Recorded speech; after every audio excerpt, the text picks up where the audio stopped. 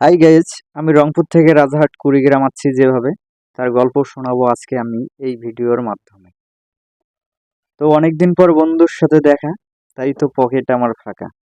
বন্ধুর সাথে হবে অনেক গল্প, একটা জায়গায় বসে হালকা কিছু খাবো। রংপুরে পকেট যখন ফাঁকা, তখন বাসায় ফিরিতে যাওয়ার চিন্তা। অনেক চিন্তা করে দেখি একটা উপায় এখন পাইছি। 5টার সময় ট্রেন এসে কুড়িগ্রাম দেবে পারি, মাঝপথে নামবো আমি রাজারহাটে পারি। ট্রেনের ঝনঝন আওয়াজ মন নিল কারি, রাজারহাটে অটো নিয়ে দোয়ারার পাশে নাম। বাসায় এসে ছন্দ দিয়ে করলাম আমি পোস্ট, তাই তো তোমরা দেখতে পাচ্ছ সুন্দর একটি পোস্ট। আমার সাথে যে বন্ধুটি দেখতেছেন, এটি হচ্ছে আমার তপন বন্ধু। বাসা হচ্ছে লালমনিরহাট। তো আমরা তিস্তা রেল স্টেশনে বিভক্ত হয়ে যাই। আমি আসি রাজারহাটে, সে যায় লালমনিরহাটে।